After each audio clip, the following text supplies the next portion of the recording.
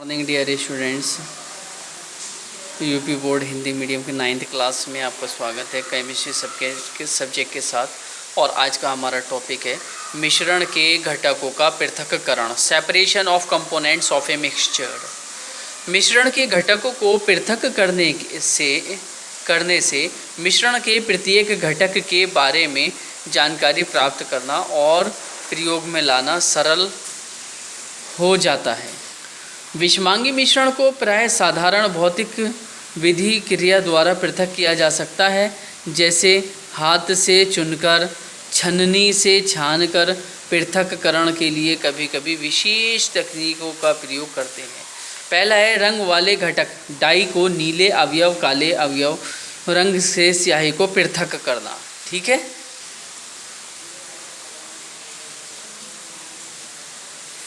आधा बीकर जल लेकर उसमें मुख पर वाच ग्लास रखते हैं, इस पर स्याही की कुछ बूंदें डाल देते हैं। बीकर के जल की वाष्प बनती है और वाच ग्लास को गर्म करती है। थोड़ी देर बाद वाच ग्लास से वाष्पीकरण प्रारंभ हो जाता है। जब वाच ग्लास पर वाष्पन बंद हो जाता है तो बीकर को गर्म करना बंद कर देते हैं। वाच ग्लास पर एक रंग शेष बचता है, स्याही इस रंग और जल का मिश्रण होती है। ओके, नेक्स्ट मेथड है दूध से क्रीम को पृथक करना। ठीक है, दूध से क्रीम को पृथक करना। दूध के इन प्रकारों में भिन्न भिन्न मात्रा में वसा होती है।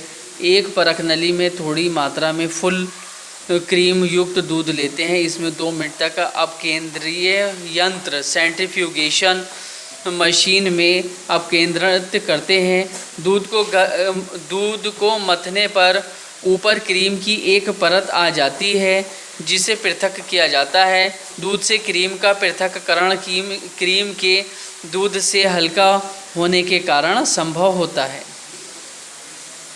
अगला मेथड है 2 आघूलनशील द्रवों के मिश्रण को पृथक करना। मिट्टी के तेल और जल के मिश्रण को एक पृथक्करण कीप में डालते हैं। कुछ देर तक इसे शांत छोड़ देते हैं।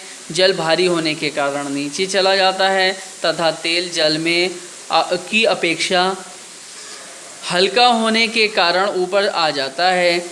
जब जल तथा तेल की पृथक परत तैयार हो जाने पर पृथक्करण कीप को खोलते हैं तथा नीचे वाले जल की परत को निकाल लेते हैं। जैसे ही तेल नीचे पहुंचता है, स्टॉप कॉर्क को बंद कर देते हैं।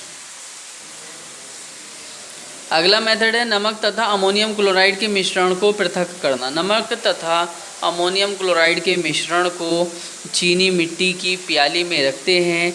इसके ऊपर एक कीप को उल्टी करके रख देते हैं।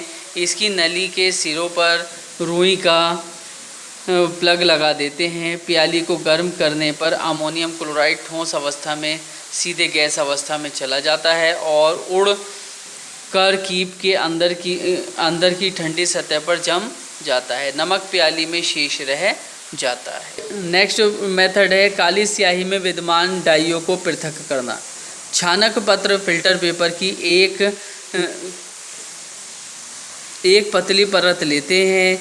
इसके निचले किनारे से 3 सेंटीमीटर ऊपर एक रेखा लेते हैं। इस रेखा के बीच में जल में विलय काली स्याही की एक बूंद डालते हैं। इसे सूखने देते हैं। बीकर में थोड़ा सा जल लेते हैं। छानक पत्र मतलब फिल्टर पेपर को बीकर के इस प्रकार रखते हैं कि वह जल से ठीक ऊपर रहे। थोड़ी देर में जल फिल्टर पेपर पर ऊपर की ओर उठता है। वह डाई के कणों को भी अपने साथ ले जाता है। प्राय डाई कई रंगों का मिश्रण होती है। जल में अधिक घुलनशील रंग तेजी से ऊपर चढ़ता है। इस प्रकार विभिन्न रंग पृथक हो जाते हैं। अगला मेथड है 2 घुलनशील द्रवों के मिश्रण को पृथक करना। एसीटोन और जल का मिश्रण एक आसवन फ्लास्क में लेते हैं। इसमें एक थर्मामीटर लगाते हैं। उपकरण को चित्रानुसार व्यवस्थित करते हैं। मिश्रण को धीरे धीरे गर्म करते हैं। थर्मामीटर पर सावधानीपूर्वक ताप देखते हैं। 78.3 डिग्री सेंटीग्रेड पर एसीटोन उबलने लगता है, क्योंकि यह इसका बॉइलिंग पॉइंट होता है। एसीटोन की वाष्प संघनक में संघनित होकर फ्लास्क में इकट्ठा हो जाती है। जल आसवन फ्लास्क में शेष रह जाता है। मिश्रण का तापमान 78.3 डिग्री सेंटीग्रेड पर बना रहता है। जल का क्वथनांक 100 डिग्री सेंटीग्रेड होने के कारण क्वथन निम्न ताप पर नहीं होता। ये इसका डायग्राम है। ये ट्राइपॉड स्टैंड है, बर्नर है, और ये फ्लास्क है, ये कॉर्क है, थर्मामीटर लगा हुआ है, और ये कंडेंसर है। इसमें नीचे की साइड से वाटर जाता है, ऊपर से आ जाता है। जो इधर से वाष्प आती है वो इसमें द्रवित होकर के यहाँ लिक्विफाई होकर के हमारे बीकर में प्राप्त हो जाती है, बर्तन में, पॉट में। नेक्स्ट है प्रभाजी आसवन, फ्रैक्शनल डिस्टिलेशन। 2 या 2 से अधिक घुलनशील द्रवों जिनमें क्वथनांक का 25 डिग्री सेंटीग्रेड से कम अंतर होता है के मिश्रण को पृथक करने के लिए आसवन, फ्लास्क और संघनक के बीच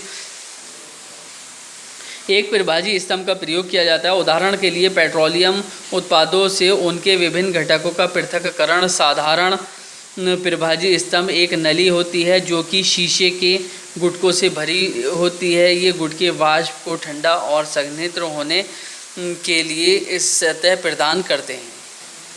बड़े स्तर पर प्रभाजी आसवन पेट्रोलियम रिफाइनरी में प्रयुक्त होता है। ये हमारे पास डायग्राम है।